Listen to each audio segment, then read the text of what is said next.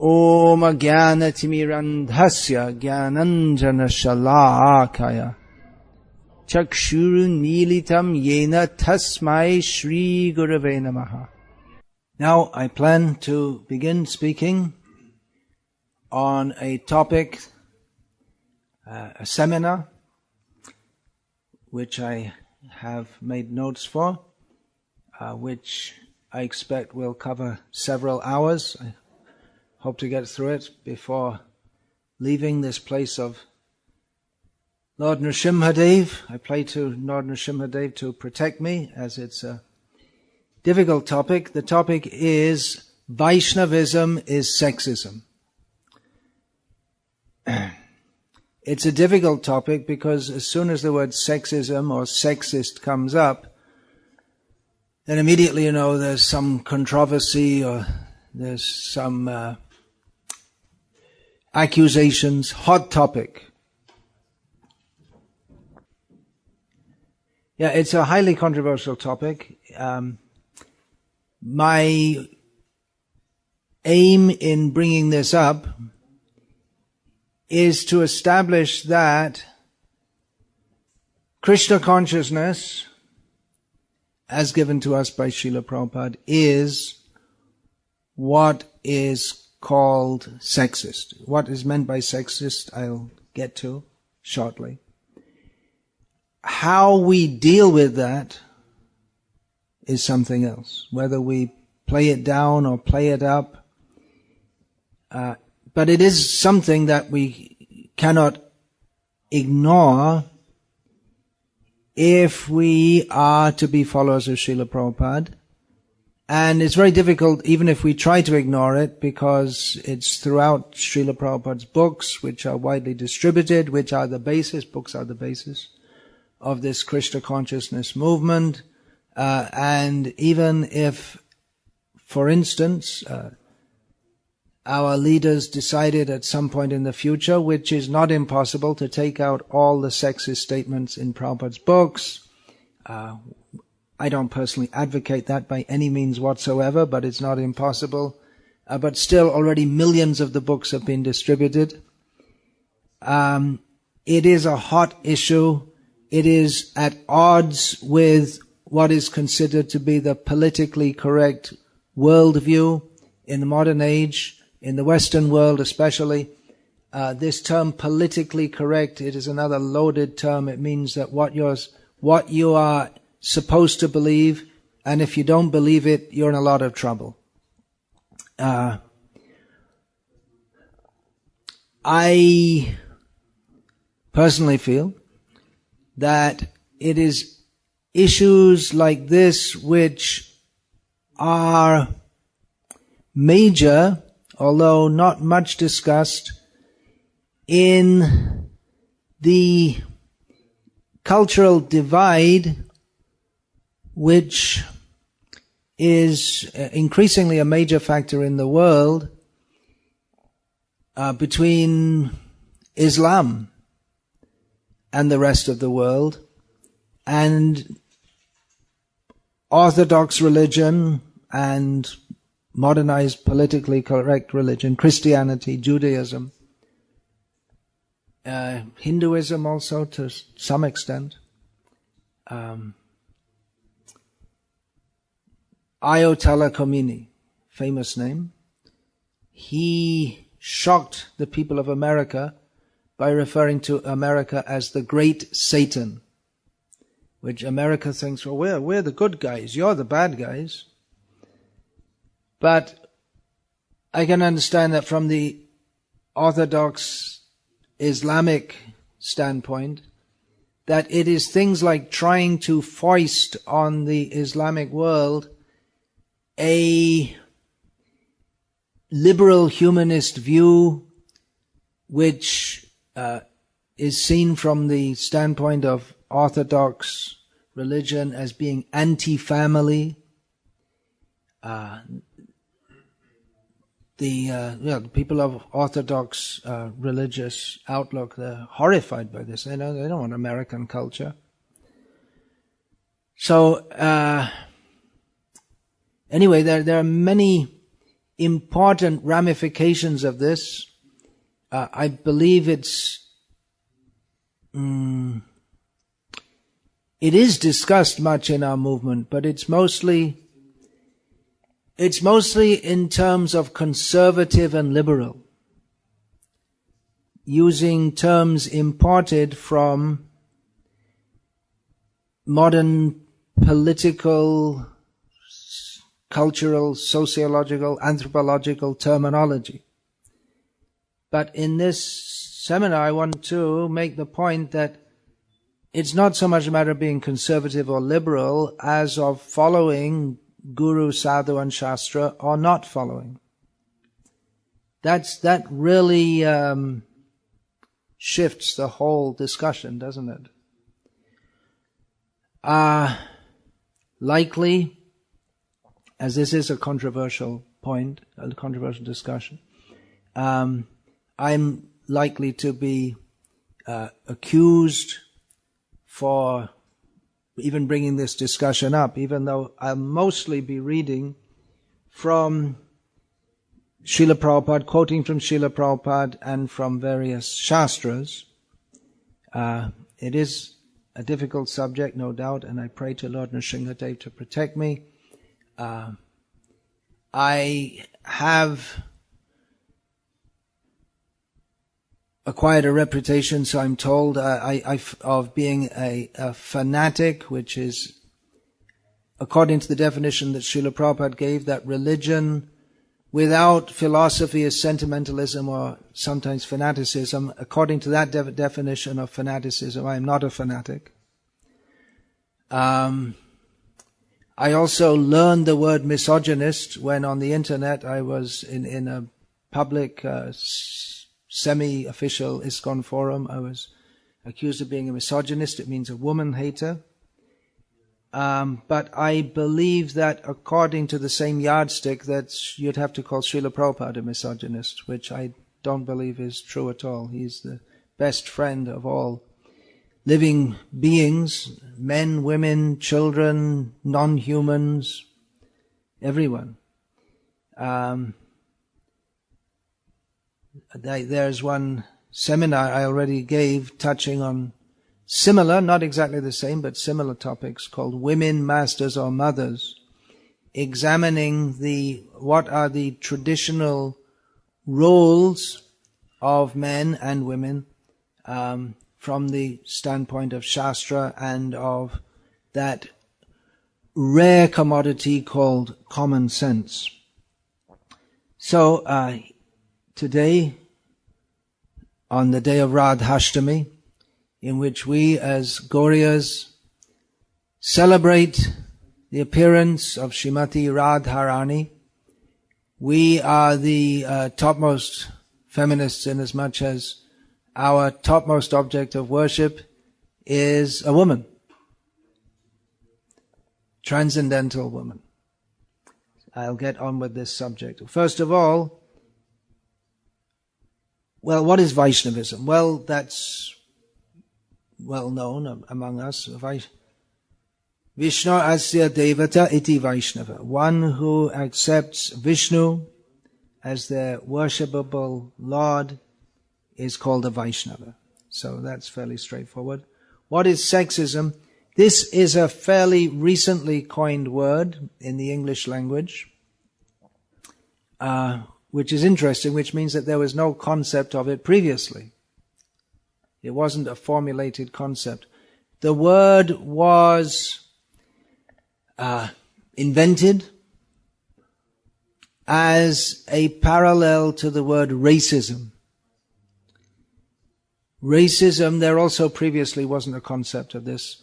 It was considered normal and proper that white people would think that other people, especially black people or people of color as they are now called. When I was a child they were called Negroes, then they became blacks, and they became, in America they became African Americans, and now they're called people of color. And when that becomes a pejorative term, as it almost certainly will, then they'll have to invent something else. So this was a completely normal idea that whites are superior. One certain not so gentleman from not far from here, well, from Austria, he propagated the superiority of the Aryan race, giving the idea that Germans are Aryan and they are superior. Not just white, but even the Slavs. There are many people of Slavic origin in their present bodily construction present here. They're also inferior. Slav, slave. The two words are connected. You know that, huh? All right. So this idea of it was just presumed, and actually throughout human history it's been presumed that one race is superior to another. It depends which race you happen to be in. The so-called democracy of Greece, it wasn't the democracy of the present age. There were people who were free, and there were people who were not free. Different people had different rights. In the Vedic culture, there are Brahmanas, Kshatriyas, Vaishyas, and Shudras. They have different status. It's hierarchical. It's not all the same. And the idea that certain races are superior, that was presumed by the British, and they're going all over the world and conquering different peoples. And it appeared at the time that the British were superior. Otherwise, how were they able to subdue other people? And in my childhood, I used to get from the library children's books by Enid Blyton, in which they would use the word niggers, and it was just considered normal children's education. Those books are banned now. They used to be among the most popular books for children. And the term racism has come up with the idea that according to the United Nations Declaration of Human Rights, all human beings are created equal, and so on. I don't remember it exactly. So racism is the idea that to mistreat others or to look down on them on the basis of race, which is officially illegal in many countries of the world, including the United States, where we see right up to the present day it's still a major factor in the culture of the country. And in fact, at the present time, there is a lot of discontent in the United States over the killing of an unarmed black youth by white policemen in Missouri State in the United States. This is particularly causing concern because it also happened some months ago in Florida, and there was a big court case, and the guy who did it, it was not a policeman, it was a vigilante who shot an unarmed black youth dead. And first, when the police were called, they said, okay, and he went home. And then later, there was a big outcry, and then he was arrested later, and he came to court, and he was not charged. I mean, he was let off free, so it caused a lot of disturbance. In other words, the word racism is still an issue in the United States, despite having a person of color as the president.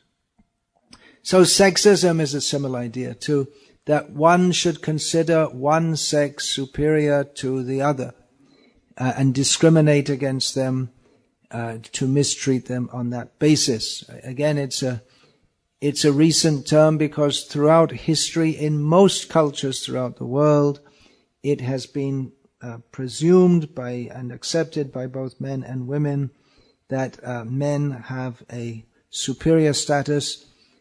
Sexism can refer to women mistreating men also, but generally it refers to men thinking that women are weaker, less intelligent, less important, and to mistreat them. And again, it could be women doing so to men. So some instances of this throughout history and at the present day. Is it possible to get a bit more light?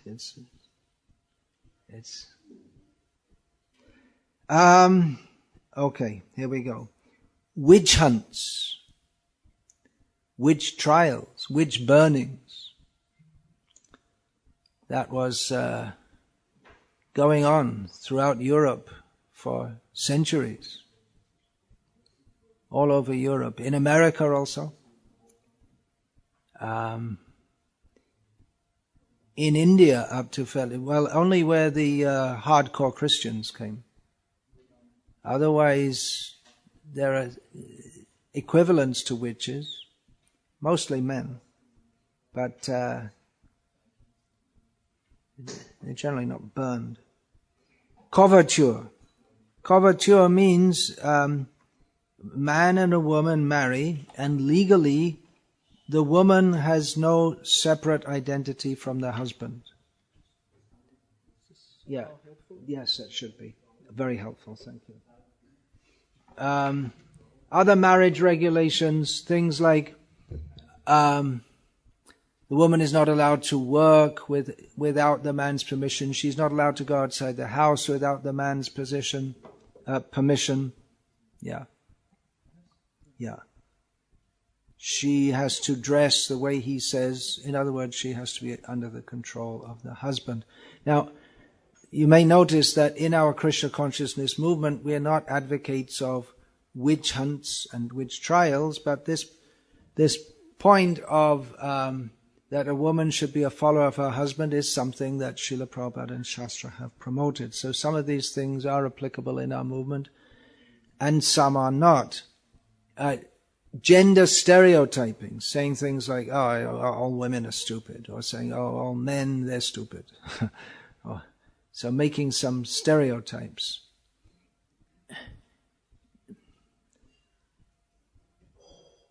There is somewhat of a problem with trying to, although gender stereotyping is considered sexist, there is somewhat of a problem with trying to say that women and men are just the same in all respects, either certainly not physically, even mentally, psychologically. That's also a controversial issue, because some people will say that, well, women like to be, women and men, they have different roles because they're trained socially like that, but they shouldn't be. So controversy comes up. I'm just introducing what is the meaning of sexism. The idea to think that men should be like this. Men should be tough and strong, and women should be sweet and submissive. That there is a masculine profile and there is a feminine profile. To think like that, according to people who are opposed to sexism, is sexist. What is called sexist language, in other words, traditionally in the English language, sentences would be constructed like this, that if someone says such and such, then he is a fool. Well, I guess the feminists wouldn't mind too much about that. But if it was but the point is that it should be he. Why not he or she? Why he? Why does it presume? Why do we presume that the person is a man? We talk about mankind. Why not humankind? So the language has changed recently. So now they'll say he or she. Or some other writers, they say 2 or 3 times, 1 or 2 times he, and then 3 or 4 times she, and they say he or she, or they say they, and they make it into a plural and avoid the whole thing.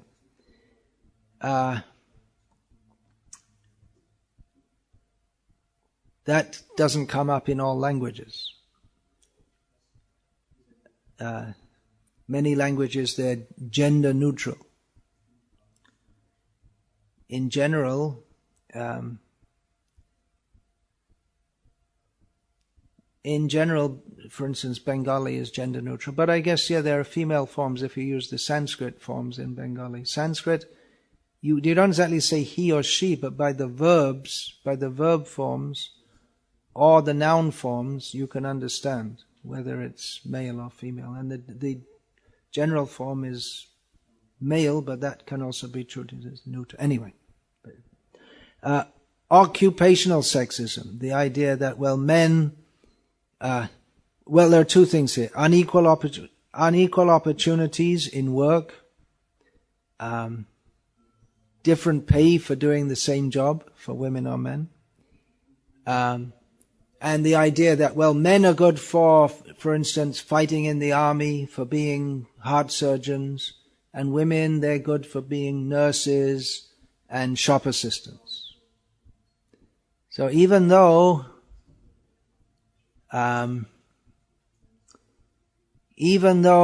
legally there are still equal opportunities for men and women in all professions and all jobs, still we find, for instance, if at the airport check-in, you'll find it's mostly women who are doing the check-in.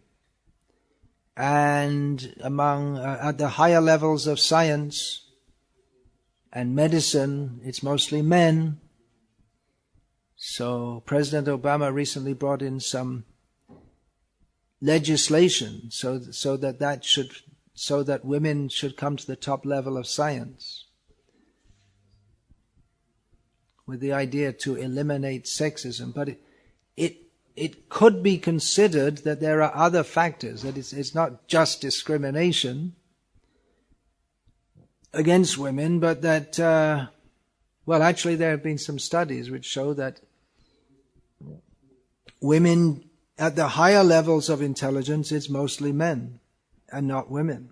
Although among common people, it's similar. But at the higher levels, you'll mostly find men who have that developed intelligence.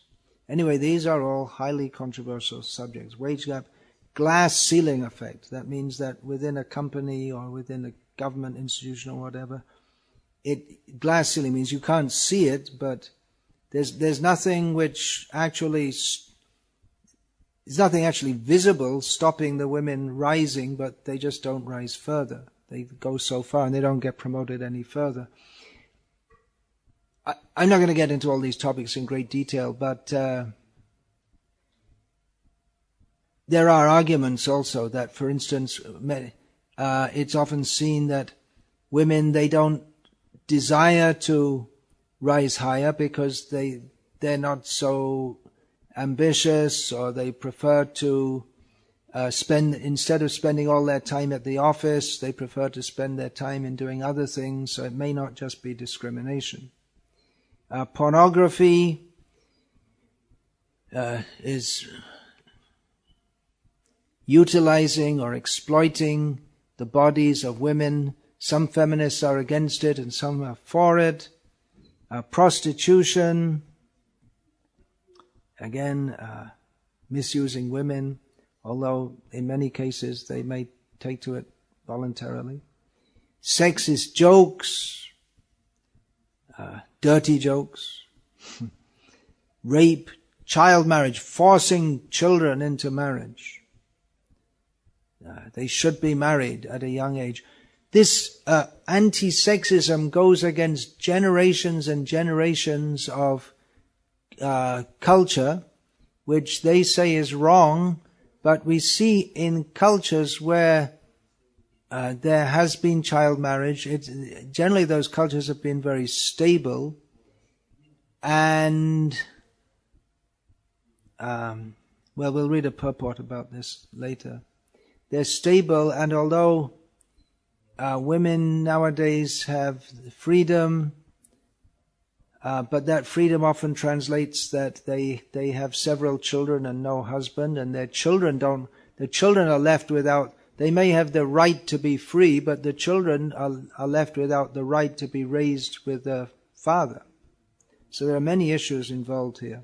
But again, I'm not going to get into all of them because it's too big a time. I already have 29 pages of notes, of which I've done less than 1/3 of the first page so far. controlling women's dressing, for instance, saying that they should wear a burqa when they go outside their house, or saying that they shouldn't wear very revealing clothes. This is considered sexist. They should be allowed how to dress as they like.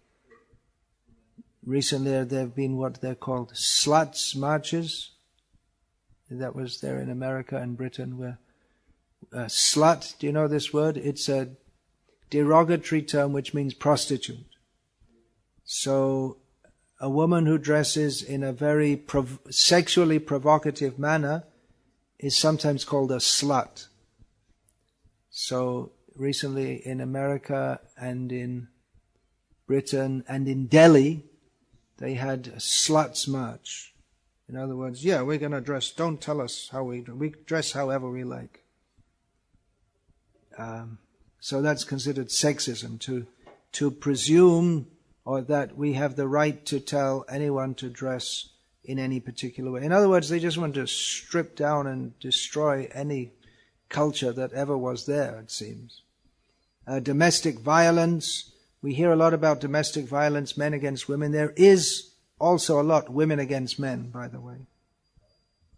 But men generally don't report it. In education, better opportunities for men. Nowadays it's said that the education, because it's less disciplinary, it actually works against boys because they have a different psychology. And I know myself at school that I learned very little at school, fortunately.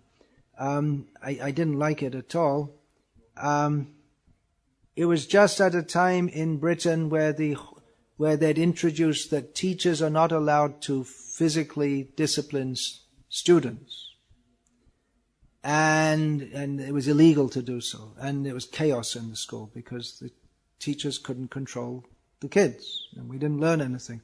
There was one teacher who used to be in the army, and he didn't care about those rules, and he used to slap the boys, not the girls. He was the only teacher who the boys really liked and respected.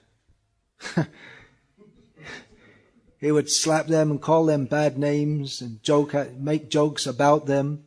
The boys loved him.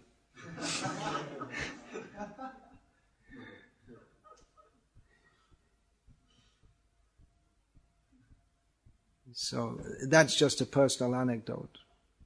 Fashion, the idea that women in particular have to dress in a particular way to be attractive. On one hand, you've got some people saying that it's sexist to control the way they dress, and in the other hand, you've got people saying that no, why? Oh, there's an interesting thing. There's some atheistic organization, Dawkins and company, some atheist meeting, and some woman was addressing it, and some feminist came and said, "Why are you dressed like that? You shouldn't dress like that. It's sexist," because she was dressed in a dress. He said, you're showing you're a woman, and they disrupted the whole atheism meeting because one of the speakers she was dressed in the manner that you might normally think a woman should be dressed in.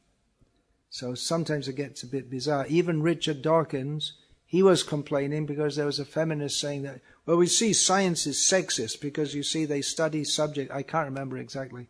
There's more emphasis given to subjects like such and such, in which we're studying solid, hard, cold matter instead of subjects which are light and feminine. And it's just really insane. Even Dawkins was fed up with it. Female infanticide and sex-selective abortion. It doesn't happen in this country as far as we know. It's not part of the culture here, but it was rampant in China. They had the one child per family rule, and parents preferred to have sons, so they would either abort the fetus if it was a girl or kill the child if it was born a girl, and so on. Military service, women shouldn't be allowed in the military. women should have the full right to go onto the battlefield and get their brains blasted out, along with the men. That's the idea. So, without getting too much into all these issues, these are just some of the issues which come under the title of sexism. Now, while discussing this, you might think, well, why are we discussing all this? Man, woman, this is all mundane, isn't it? If we discuss like this, won't it increase the bodily concept of life? Aren't we supposed to understand that we're not the body? We're not men, we're not women. It may divide men against women, women against men. Why are we even discussing these things? Well, I'm going to discuss it because Srila Prabhupada and Shastra discusses it, and it's always an issue in human society.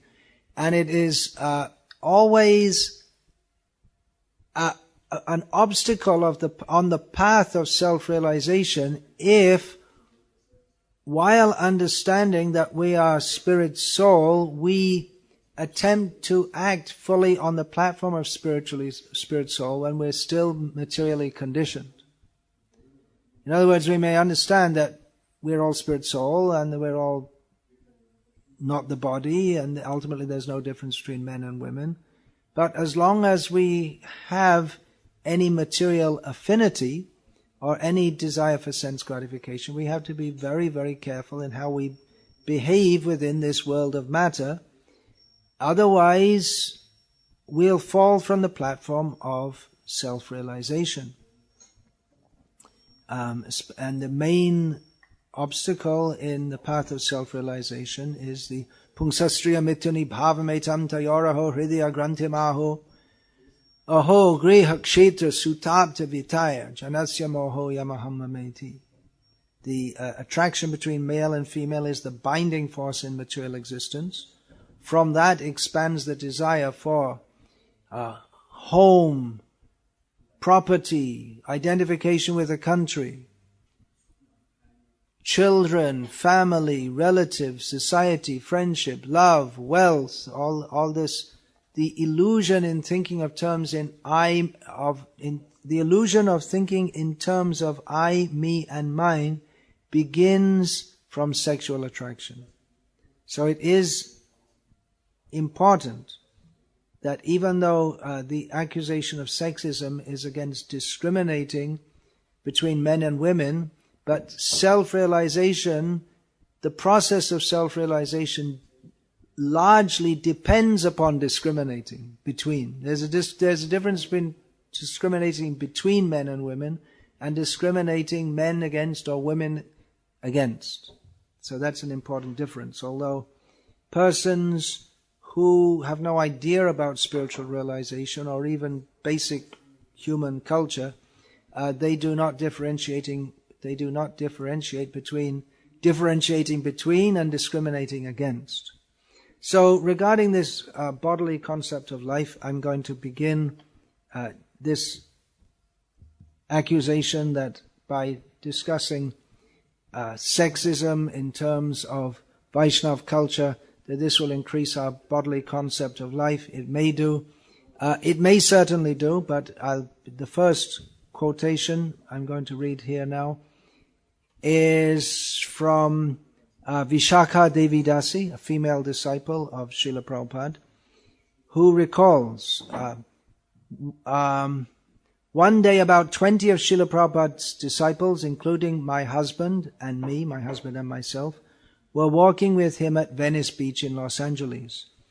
After a while, Srila Prabhupada started talking about women, how they tend to be less spiritually intelligent than men and more inclined towards sense gratification. He spoke in this way for several minutes. Then he looked at me, right at me with his special radiant look and said, "Don't you mind." Everyone laughed. Srila Prabhupada was talking frankly about women, but he didn't want me to feel personally discouraged. I was laughing inside too, because I was remembering something he had told us hundreds of times. You are not your body. You are not a man or a woman, but a spirit soul, a servant of God. I saw it that day more clearly than ever before. Srila Prabhupada was teasing me into understanding the first point of spiritual life, Aham Brahmasmi, I am spirit. That's the end of that quote. Recently, a female disciple of mine who's married with children, who both before marriage and after marriage has been a very determined devotee going through many difficulties. She's not particularly experiencing difficulties from her husband, as quite a few women complain, but for various reasons her life is full of difficulty. She said to me that, she gave the example of another woman devotee in the area that she lives in, that she has accepted that this life is meant for suffering. So she's just reconciled herself to that. And about herself, she said that, yeah, I'm living as a wife and a mother, and I know that in one sense this is all unreal. My real life is with Krishna, but I know I have to go through with this life doing my duty, but I know it's all like a dream. So that's one attitude. Getting back to this sexism, Vaishnavism, is it sexism? Well, some of the things that we have discussed, or some of the points that are considered sexist, not good, we would agree with that. We don't agree with, for instance, having witch hunts and witch trials, making dirty jokes, prostitution, we don't encourage it. Srila Prabhupada said it can be allowed within society for low-class people. Pornography, we don't agree with that. Some other points we are guilty of in the eyes of those who insist that society should be the way that they say it should be. That there should be no sexism. Some things Srila Prabhupada spoke about, and which are traditional in Vedic culture, we have to accept that it falls within the category of what they call sexism. And according to persons who raise this accusation, it's very, very wrong, but Srila Prabhupada, on the other hand, said that this modern society is just a society of cats and dogs, no human beings. So some of the things, just like, for instance, that child marriage, incidentally, it's not just the girls who are forced to marry, but the boys are also. And it's a completely different concept of human society and what is the role of a person in society, because according to the modern liberal outlook, every person is an individual, has the right to live their life freely and do whatever they like. Within, actually there are many constraints, but there should be as few constraints on that as possible. But the traditional role in many, actually in all societies, but more pronouncedly in non-European societies, pre-industrial revolution, Western societies, that the person is considered a person as not as an individual, but as a part of society who has a duty and a responsibility, and you don't do whatever you like. Your personhood is developed and manifest in one's role in relationship to others, which is there for everyone actually, because if people want to be completely independent, they can't be. We are dependent on others, so that we have duties and obligations to others, and for instance in Vedic society, as in many societies throughout the world, it's considered that is the duty of everyone to get married and produce children. So you have to do it. And there is very little freedom in the modern sense. Whether that freedom is factual or not, that's another question. So-called freedom, how much freedom do you actually have? And how much is desirable actually? And what it all stems from, these different outlook on life by which anti-sexism is promoted. It's on the basis of thinking that man is just, every living being is just a combination of chemicals. You have one life and you should enjoy it to the best of your ability. It's actually based on atheism. Whereas Vedic culture is based on the understanding that human life is one of many. It is achieved after many, many births and is meant for self-realization. The basis of self-realization, there has to be self-control. Self-control is facilitated in the beginning, by training and by external control. So there is a lot of control in such societies. So Srila Prabhupada was for child marriage. He was for different roles for men and women, with women having a generally subordinate social role, controlling not only women's dress attire but everyone. It's different standards for education for men and women. So many of the things that Srila Prabhupada taught us, which again it's not just something that Srila Prabhupada made up, but it is from Shastra, as I will demonstrate with many quotes, and it is traditionally there in Vedic culture. It's on this basis. It has a basis. It's not arbitrary. So some things Srila Prabhupada said would, and again it's coming from Shastra, would be considered wrong, stereotyping. Women are less intelligent. They should be married, they should have children, they should be housewives, they need to be protected. And even if women themselves feel like that yes, I don't want to work, I want to be a housewife, I want to have children, I want to serve my husband. Those who are anti-sexists or feminists, they would, even if women want to be like that, they would they would be against the women and say, you're thinking wrongly. You shouldn't think like that. You shouldn't say like that. They'll be very angry with them. They'll insist, almost fascistically, that we are right and you have to do it the way that we say. What you are doing is anti-woman, even though she's a woman herself. She's a woman. They say every woman should be free to choose the way she wants to dress. Well, I want to dress like this. Well, you're not allowed to dress like that because we don't like it. It shows that you're not allowed to dress in a distinctly feminine way. So it seems to be somewhat self-contradictory in that.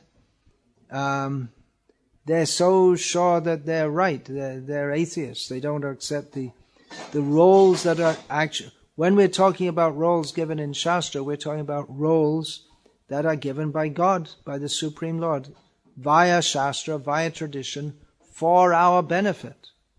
It's the idea in feminist ideology is that the history of the human race is one of exploitation of women by men. It parallels Marxism, which says that the history of the human race is that of exploitation of the working classes by the moneyed classes. I said it stems from atheism, but we find within religious groups also. There are within various religions, there are persons who agree that yes, well, actually, we need to interpret the scriptures and reinterpret the tradition. That we need to redefine religion, the way it's been practiced for hundreds and thousands of years. to make it more equal. And actually, as I examine in this Women's Masters or Mothers thing, this seminar, all this arose particularly after the beginning of the Industrial Revolution and with the breakdown of traditional society.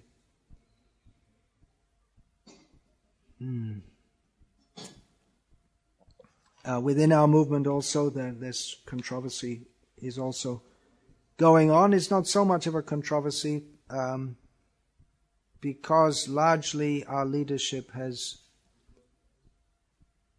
opted to enforce a feministic model, which is more in line with modern liberal humanism than with Srila Prabhupada's teachings and the teachings of Shastra, although they'll say, no, it is in line with Srila Prabhupada's teachings.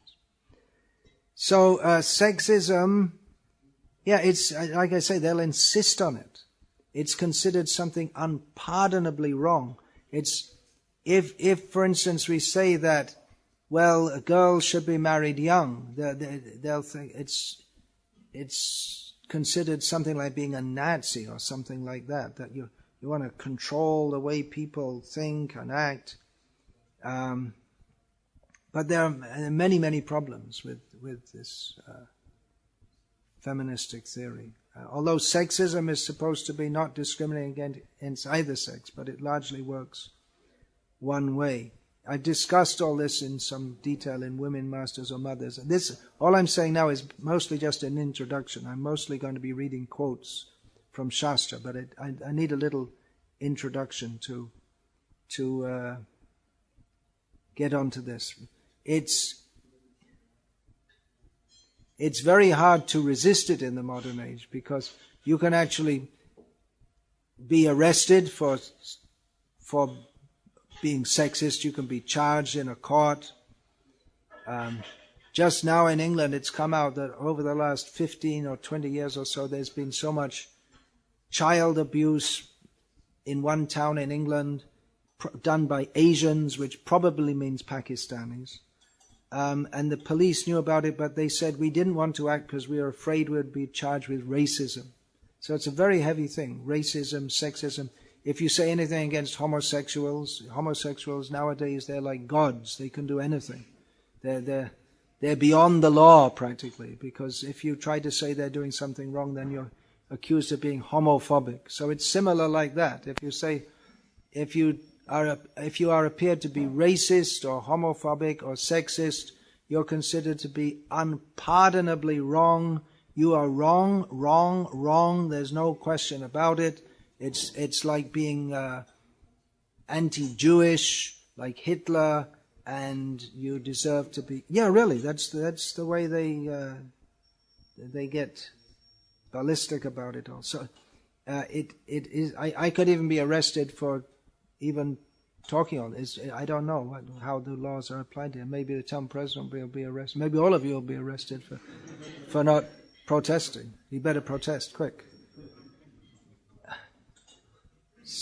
So it's difficult to resist. It's much easier to go along with it and say, yeah, we also, we believe in men and women should all be the same. And, well, actually, the point of this seminar is to point out that if we are to say that we are followers of Srila Prabhupada and of the Vedic tradition, then we have to fit into the category which is called and abhorred by the name of sexism. Again, how we deal with it, that is another question.